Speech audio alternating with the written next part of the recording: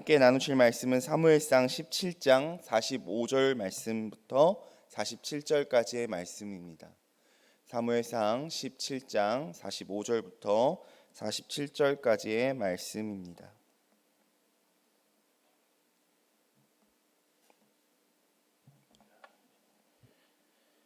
사무엘상 17장 45절부터 47절까지의 말씀을 우리 다 같이 한 목소리로 합독하겠습니다. 다윗이 블레셋 사람에게 이르되 너는 칼과 창과 단창으로 내게 나아오거니와 나는 만군의 야훼의 이름 곧 내가 모욕하는 이스라엘 군대의 하나님의 이름으로 내게 나아가노라. 오늘 야훼께서 너를 내 손에 넘기시리니 내가 너를 쳐서 내 목을 베고 블레셋 군대의 시체를 오늘 공중의 새와 땅의 들짐승에게 주어 온 땅으로 이스라엘의 하나님이 계신 줄 알게 하겠고 또 야훼의 구원하심이 칼과 창에 있지 아니함을 이 무리에게 알게 하리라. 전쟁은 야훼께 속한 것인즉 그가 너희를 우리 손에 넘기시리라. 아멘. 오늘 본문 말씀을 근거로 승리의 비결이라는 제목으로 함께 말씀을 나누고자 합니다. 오늘 본문은 다윗과 골리앗이 싸우는 우리 교회 학교 아이들에게도 너무나도 친숙한, 너무나도 유명한 본문의 말씀입니다. 이스라엘 나라의 초대 임금인 사울 왕 때 블레셋이라는 이방 나라와 이스라엘은 끊임없는 전쟁을 하였습니다. 그때 블레셋이라는 나라에는 골리앗이라는 너무나도 거대하고 힘이 센 장수가 있었습니다. 이스라엘 가운데도 많은 장수가 있었지만 이 골리앗을 상대할 장수가 아무도 없었고 그러다 보니 골리앗이라는 장수는 의기양양해져서 이스라엘 군대를 향하여 산이 쩌렁쩌렁할 목소리로 이렇게 이야기합니다. 나와 싸워서 이겨볼 자가 있으면 얼른 내 앞으로 나와라 라고 소리를 지릅니다. 이 말을 듣고 이스라엘 군대는 모두 사시나무 떨듯이 떨었다라고 합니다. 벌벌 떨었지만 아무도 앞에 나가 싸우는 사람이 없었습니다. 이 전쟁에서 지면 이스라엘 사람들은 전부 블레셋의 노예가 되게끔 되어 있습니다. 블레셋 장수 골리앗은 큰 소리로 하나님을 모욕하며 소리 지릅니다. 이때 이세의 막내 아들인 다윗이라는 인물이 등장합니다. 다윗이 형들의 점심을 가지고 전쟁터로 나와왔다가 그 하나님을 모욕하는 골리앗의 모습을 보고 분해서 견디지 못합니다. 저 할례받지 못한 블레셋 사람 이방 민족이 택한 백성인 이스라엘을 욕하고 하나님까지 모욕하다니 견딜 수가 없어서 사울 왕에게 나아가 내가 저 골리앗 장수와 싸워보겠다라고 이야기합니다. 사울 왕은 이러한 소년 다윗을 만류하지만 다윗의 간청 끝에 결국은 사울 왕이 다윗에게 나가보라라고 이야기하며 그가 입고 있던 갑옷과 투구와 칼을 전해줍니다. 어린 소년 다윗에게 이 성인 사울 왕의 이 갑옷과 칼이 맞을 리가 만무했습니다. 그는 시냇가에서 매끄러운 돌 5개를 골라서 주머니에 넣고 또 손에는 물매를 가지고 골리앗 앞에 나아갑니다. 이러한 다윗의 모습을 본 골리앗이 이렇게 이야기하죠. 내가 나를 개로 여기고 막대기를 가지고 내게 나와왔느냐? 내가 다윗 너를 고기로 만들어서 공중의 새들과 들 짐승들에게 내가 나눠주겠다 라고 말합니다. 이때 다윗은 믿음으로 담대하게 이야기합니다. 그것이 오늘 우리가 읽은 본문 말씀입니다. 제가 다시 한번 읽어보겠습니다. 다윗이 블레셋 사람에게 이르되 골리앗에게 이야기합니다. 너는 칼과 창과 단창으로 내게 나아오거니와 나는 만군의 야훼의 이름 곧 내가 모욕하는 이스라엘 군대의 하나님의 이름으로 내게 나아가노라. 오늘 야훼께서 너를 내 손에 넘기시리니 내가 너를 쳐서 내 목을 베고 블레셋 군대의 시체를 오늘 공중의 새와 땅의 들짐승에게 주어 온 땅으로 이스라엘의 하나님이 계신 줄을 알게 하겠고 또 야훼의 구원하심이 칼과 창에 있지 아니함을 이 무리에게 알게 하리라. 전쟁은 야훼께 속한 것인즉 그가 너희를 우리 손에 넘기시리라 라고 다윗이 고백합니다. 그러면서 물맷돌을 골리앗을 향해 던지죠. 그 물맷돌의 그 돌이 골리앗의 이마에 박혔는데 아무리 힘센 장수인 골리앗이라 해도 이마에 돌이 박히다 보니까 땅에 쓰러졌고 이때 다윗이 골리앗의 칼을 빼들어서 골리앗의 목을 쳤더라라는 내용입니다. 의기양양했던 블레셋 군대들은 다 도망쳐버리고 그제서야 이스라엘 군대는 만세를 부르면서 승리를 거두었다라는 너무나도 유명한 말씀이 바로 오늘 본문의 내용입니다. 오늘날도 우리는 부르신 삶의 자리를 살아갈 때 보면은 이렇게 골리앗과 같은 무서운 시험과 어려운 삶의 어려운 문제를 맞닥뜨릴 때가 있습니다. 마귀의 시험이 오기도 합니다. 그리고 말로 할 수 없는 고난과 역경과 근심, 걱정, 불안 가운데 살아갈 때가 있습니다. 하지만 다윗이 승리한 이 비결을 배우게 되면은 우리도 다윗과 같이 승전가를 부르는 삶을 살게 될 줄 믿습니다. 오늘은 다윗이 승리한 그 승전의 비결이 무엇인지 5가지 정도로 오늘 이 아침에 한번 살펴보기를 원합니다. 첫 번째로 야훼의 이름을 위하여 싸웠기 때문에 다윗은 승리할 수 있었습니다.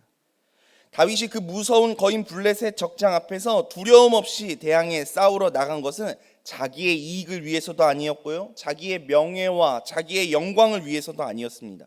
바로 살아계신 하나님의 이름이 모욕당하는 것을 다윗이 참지 못하고 견디지 못했다라는 것입니다. 그렇기 때문에 다윗이 블레셋 앞에, 그 골리앗 앞에 나아가 싸울 수 있었다라는 것이죠. 저 할례 받지 못한 블레셋 사람이 감히 살아계신 하나님의 영광을 모욕하다니라고 이야기하면서 다윗이 나가는 장면을 우리가 볼 수 있습니다. 하나님의 영광을 더럽히는 것을 다윗이 참아 볼 수 없었다라는 것입니다. 하나님을 사랑하는 성도라면, 누구든지 주님의 십자가의 공로로 구원받은 성도라 한다면 하나님을 욕되게 하는 것을 견딜 수 없어야 합니다. 그것을 고통으로 받아들여야 합니다. 오늘 본문 사무엘상 17장 36절에 보면은 주의 종이 사자와 곰도 쳤은즉 살아계신 하나님의 군대를 모욕하는 저 할례 받지 않은 블레셋 사람이리까 그가 그 짐승의 하나같이 될 것입니다 라고 다윗이 고백합니다. 하나님의 이름을 모욕하는 것을 견딜 수 없는 그 다윗이 그렇게 이야기하는 것이죠. 45절에 보니까 다윗이 블레셋 사람에게 이르되 너는 칼과 창과 단창으로 내게 나아오지만 나는 만군의 야훼의 이름으로 네가 모욕하는 이스라엘 군대의 하나님의 이름으로 내가 네 앞에 나아간다 라고 다윗이 고백합니다. 하나님의 이름으로 나아가 싸웠던 것을 볼 수 있습니다. 사랑하는 여러분, 오늘날 우리는 무엇에 화를 내고 또 무엇을 위하여 싸우는 삶을 살고 계신가요? 제가 오늘 아침에 이제 운전을 하면서, 저희 집이 용산이거든요. 이제 강변북로를 타고 이렇게 운전해서 오는데 제 앞에 이제 그 두 차가 서로 이제 앞에 끼어들었다고 막 클락션도 울리고 이제 막 상향등을 막 이렇게 키면서 이렇게 오는 거예요. 막 얼마나 이렇게 그 화를 내는 장면이 눈에 선하던지. 근데 우리의 모습 또한 이와 동일하지 않습니까? 운전 중에 내 앞에 끼어드는 차를 보면은 못마땅하고 화가 날 때가 종종 있지 않나요? 그뿐만 아니라 우리의 인생에 우리가 잘 나가고 있는데 끼어드는 그것들을 볼 때 우리가 분노하지 않나요? 사랑하는 성도 여러분, 성도의 싸움은 하나님의 영광을 위한 싸움이 되어야 할 줄 믿습니다. 주기철 목사님 아시죠? 일제강점기 때 신사참배 반대하여 순교하셨습니다. 그리고 그 주기철 목사님이 순교하신 이후에 사모님이 이렇게 말씀하셨다라고 합니다. 내 남편은 애국자로 죽은 것도 아닙니다. 또한 민족을 위해 죽은 것도 아닙니다. 내 남편은 하나님의 영광을 위하여 죽은 사람입니다 라고 이렇게 말씀하셨다라는 거예요. 사랑하는 여러분, 우리의 신앙생활의 목표는 모든 것이 하나님의 영광을 위한 것이 되어야만 합니다. 나의 체면이나 나의 이름을 높이기 위해서가 아니라 자기의 어떤 이기심을 위해 무언가를 하려고 해서는 아니 되는 것입니다. 모세가 이스라엘 백성을 이끌고 광야를 지날 때 이스라엘 백성이 하나님을 원망하고 모세를 욕하니까 하나님께서 진노하십니다. 그래서 내가 이 이스라엘 백성 모두를 다 쓸어버리고 모세 너 한 사람을 통해서 새로운 새 민족을 세우겠노라 라고 모세에게 말씀하십니다. 그때 모세를 죽이려고 하던, 그 원망하려고 했던 이스라엘 백성들을 생각하면은 모세가 네 하나님 맞습니다, 저 이스라엘 백성들 다 쓸어버리고 저를 통해서 새 민족을 이루어주세요 이렇게 생각했을 법도 한데 모세는 그렇지 아니했습니다. 모세가 이렇게 이야기했습니다. 하나님, 만일 당신이 백성을 이 광야에서 다 전멸시켜 버린다면은 이방 민족들이 볼 때에 하나님은 구원할 능력이 없어서 그 백성을 광야에서 다 엎드려지게 했다고 하나님의 영광이 가려지지 않겠습니까? 라고 이야기합니다. 그러니까 차라리 모세는 내 이름을 하나님의 그 생명록에서 지워줄지언정 이 백성을 멸하지는 말아 주십시오 라고 하면서 하나님의 영광을 가로막는 일이 있어서는 절대로 안 됩니다 라고 이야기합니다. 하나님 앞에 나아갈 때 하나님의 마음도 기뻤습니다. 그래서 이스라엘 백성을 전멸하지 아니하고 구원했다라는 사실을 우리는 구약 성경을 통해서 볼 수 있습니다. 성도는 세상 말로 내 얼굴에 먹칠을 하더라도 하나님의 영광을 위한 것이면 내가 기꺼이 하겠나이다 라고 하며 그 길을 가는 자가 바로 성도일 것입니다. 우리는 무슨 일을 하든지 하나님의 뜻으로 시작하고 하나님이 주시는 힘으로 진행해 나가고 하나님의 영광으로 그것들이 끝나게 해야 합니다. 내 이름이나 내 영광을 위하여 나아갈 때 그것은 실패요. 때로는 그것이 성공 같아 보여도 그것의 끝은 결국 실패입니다. 그러나 하나님의 영광을 위하여 일하고 나아가고 싸우는 것이라면 그것은 실패 같아 보일지라도 결국은 성공이라는 것입니다. 하나님이 우리를 택하신 이유는 하나님을 기쁘시게 하고 하나님께 영광을 돌리기 위해서입니다. 요한복음 5장 44절에 보니까 너희가 서로 영광을 취하고 유일하신 하나님께로부터 오는 영광은 구하지 아니하니 어찌 나를 믿을 수 있느냐라고 말씀하십니다. 하나님의 이름을 위하여 살 때 우리는 승리할 수 있음을 깨닫으시는 우리 사랑하는 성도님들이 되시기를 주님의 이름으로 축복합니다. 두 번째로 다윗이 승리할 수 있던 그 승리의 비결은 일상생활에서 다윗이 승리하는 삶을 살았기 때문입니다. 다윗은요, 목동으로 양을 지킬 때나 곰과 사자가 나타나면은 도망쳐 버린 것이 아니라 양 새끼 한 마리라도 그것을 위하여 사랑하고 아끼는 마음으로 그 생명을 걸고 늑대와 이리와 그것을 싸워서 이긴 승리의 경험이 다윗에게는 있었습니다. 이처럼 다윗은 자기에게 맡겨주신 그 작은 일에 충성된 자였다라는 것입니다. 하나님은 작은 일에 승리하시는 것을 보아야 큰 일을 맡기십니다. 작은 일에 충성하는 것을 보아야 큰 일을 맡기신 것을 우리는 분명히 알아야 합니다. 작은 일에서부터 하나님의 말씀대로 살고 죄를 이기고 마귀를 이기고 자기를 이기고 수고하고 헌신하는 생활을 한 다음에야 하나님께서는 우리에게 큰 일을 맡겨주시는 것입니다. 다윗은 일상생활에서 승리할 준비가 되어 있던 자였습니다. 생활에 준비가 없는 사람을 하나님께서는 들어쓰시거나 축복하시지 아니하십니다. 일상생활의 작은 문제들을 소홀히 여기시지 마시길 바랍니다. 일상생활에서 작은 것부터 진실하고 정직하고 헌신하는 생활을 할 때 하나님께서 큰 일을 우리에게 맡겨주시고 더 큰 축복으로 우리의 삶을 감싸주시는 것을 보게 될 것입니다. 일상에서의 성실함과 진실함으로 날마다 승리하시고 그러한 신앙의 실력을 갖추셔서 훗날 주님께서 착하고 충성된 종아 내가 작은 일에 충성하였음에 더 큰 것을 너에게 맡기노라 내가 주인의 즐거움에 함께 참여하자 라고 칭찬받는 성도님들이 되시기를 주님의 이름으로 축복합니다. 세 번째로 다윗의 비결입니다. 그가 갑옷을 입지 않았기 때문에 그는 승리할 수 있었습니다. 다윗이 사울왕의 갑옷을 입고 무기를 들어보니 그것이 내 것이 아닌지라 맞지도 않고 불편하기만 했습니다. 그래서 갑옷을 도로 벗어놓고 투구와 칼도 창도 다 들지 않고 그가 그 블레셋의 골리앗이라는 거대한 장수 앞에 서게 되는 것을 우리는 볼 수 있습니다. 사랑하는 여러분, 우리는 세상을 살아가면서 각자의 무기를 개발하고 그 무기를 들고 세상 가운데 나아갑니다. 때로는 그 무기의 이름이 학벌이 될 수도 있고요, 때로는 그 무기의 이름이 돈이 될 수도 있습니다. 때로는 그 무기의 이름이 인맥이 될 수도 있습니다. 우리는 이러한 것들을 우리의 인생의 무기로 삼고 우리의 인생길을 나아갑니다. 하지만 오늘 말씀에서 다윗은 싸우려고 마음먹을 때부터 하나님의 능력을 믿고 나아간 것이지 무기나 혹은 인간의 힘을 의지하지 않았다라는 것입니다. 그러므로 야훼의 구원하심이 칼과 창에 있지 아니함을 이 무리에게 알게 하리라. 전쟁은 하나님께 속한 것인즉 그가 너희를 우리 손에 넘기시리라 라고 담대히 선포할 수 있었던 것입니다.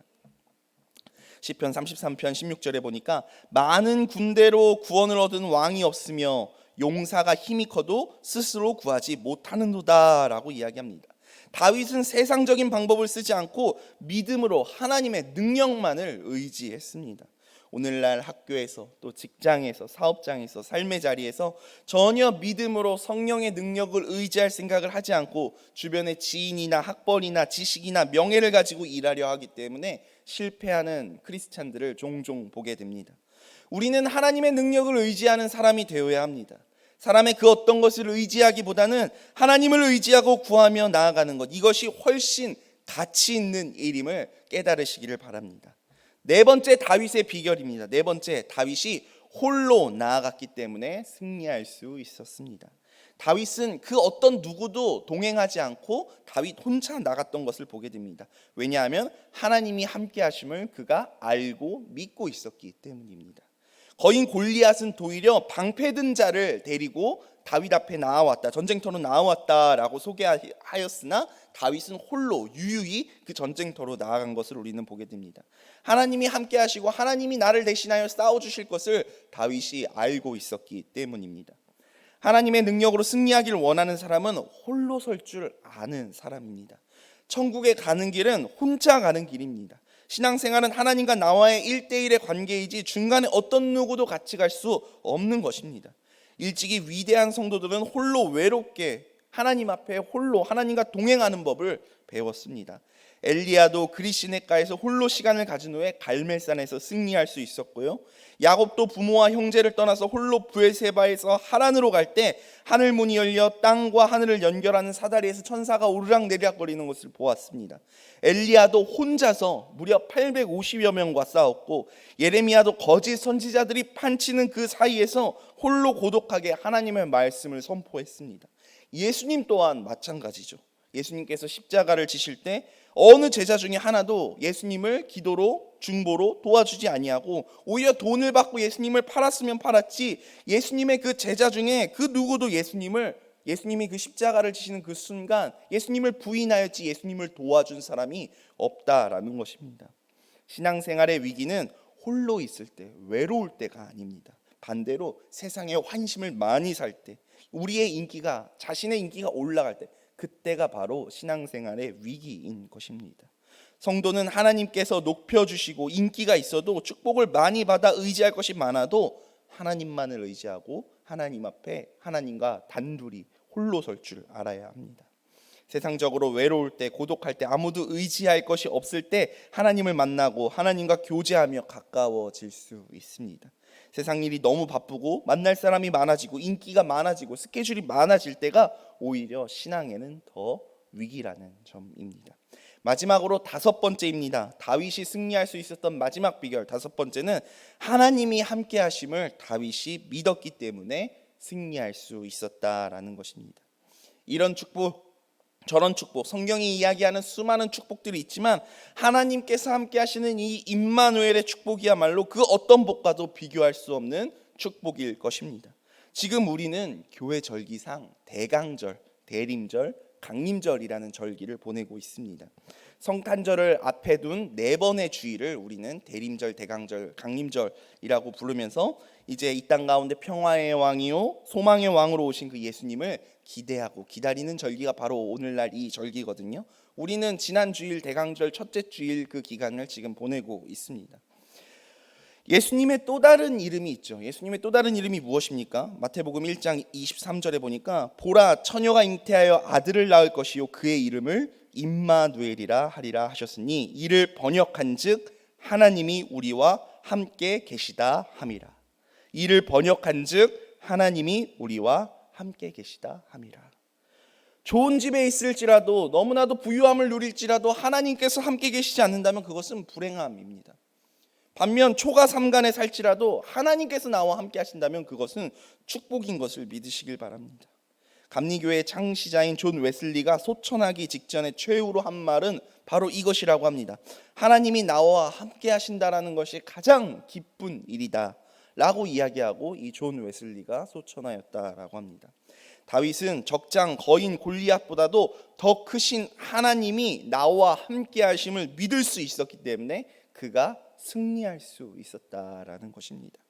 가나안 땅을 정탐하고 돌아온 12명의 그 여호수아와 갈렙을 빼놓고 나머지 10명의 정탐꾼은 그 땅 아낙 자손들의 신장이 장대한 데다가 자기들은 메뚜기 같고 성읍이 견고해서 우리는 이길 수가 없습니다, 못 들어갑니다 라고 부정적인 보고를 합니다. 그들은 자기들이 아낙 자손 앞에서 메뚜기 같은 것만 생각했지 그들이 하나님 앞에서 메뚜기보다 못한 존재임을 믿지 않았고, 또한 그들의 성곽이 아무리 튼튼할지라도 하나님 앞에서는 그 단단한 성곽이 종이 쪼가리 같은 거라는 것을 깨닫지 못했습니다. 왜 그렇습니까? 하나님께서 함께 하신다라는 믿음이 그들에게 없었기 때문입니다. 다윗은 자기가 비록 약해도 하나님이 자기와 함께 하신다라는 믿음을 가질 수 있었기 때문에 그는 승리할 수 있었습니다. 사무엘하 5장 10절에 보면은 이렇게 나옵니다. 만군의 하나님 야훼께서 함께 계시니 다윗이 점점 강성하여 가니라라고 고백합니다. 사울은요, 이스라엘 그 누구보다 풍채가 좋고 준수하고 키도 크고 위엄이 있었습니다. 하지만 하나님께서 함께 하시지 아니하시니까 사울은 점점 쇠하여져만 갑니다. 반면 다윗은 이새의 막내 아들이요 노린내 나는 그 목동이었으나 하나님께서 함께 하시니까 사자도 잡고 곰도 이기고 골리앗도 이기고 이스라엘 민족을 통일한 최초의 통일 왕이 될 수 있었습니다. 성경을 보니까 하나님과 동행하여 강성하여지고 그가 형통하여진 수많은 사례들이 나옵니다. 대표적인 인물이 누구입니까? 바로 요셉이지요. 요셉은 억울하게도 종살이를 하고 감옥살이를 했지만 야훼께서 함께 하심에 그가 형통하였더라라고 요셉의 삶을 성경은 표현하고 있습니다. 하나님께서 함께 하시는 사람, 하나님께서 함께 하시는 교회, 하나님께서 함께 하시는 나라는 반드시 승리하는 것입니다. 예수님께서 약속하시기를 볼지어다 내가 세상 끝날까지 너희와 항상 함께 있으리라 라고 말씀하셨습니다. 사랑하는 성도 여러분, 오늘 이 다윗의 승리의 비결로 오늘 하루를 각자의 부르신 삶의 자리에서 살아가실 때 승리하시는 하루를 보내시기를 주님의 이름으로 축복합니다. 언제나 세상 끝날까지 너희와 함께 하시겠다라고 말씀하신 그 임마누엘의 하나님을 잊지 아니하시고 그 하나님을 높여드리고 그 하나님의 영광을 위하여 애쓰고 힘쓰며 싸워가는 사랑하는 우리 성도님들이 되시기를 주님의 이름으로 축복합니다. 제가 기도하겠습니다. 주님 감사합니다. 하나님 오늘 이 다윗과 골리앗의 이 말씀을 통하여서 하나님 우리가 그 다윗의 승리의 비결을 살펴보았습니다. 하나님 우리의 삶 가운데서도 주 안에서 주님과 동행함으로 날마다 승리하는 삶을 살아가기를 원합니다. 하나님의 영광을 위하여 나아가는 저희 모두가 되게 하여 주시옵소서. 오늘도 각자 부르신 삶의 자리로 우리가 나아갑니다. 그 삶의 자리에서 날마다 주님과 동행하고 주님과 함께하는 그런 말미암아 우리 안에 기쁨과 소망이 넘치는 삶을 살아가는 오늘 하루가 될 수 있도록 주님 축복하시고 함께하여 주시옵소서. 감사드리오며 모든 말씀 예수 그리스도의 이름으로 기도드립니다. 아멘.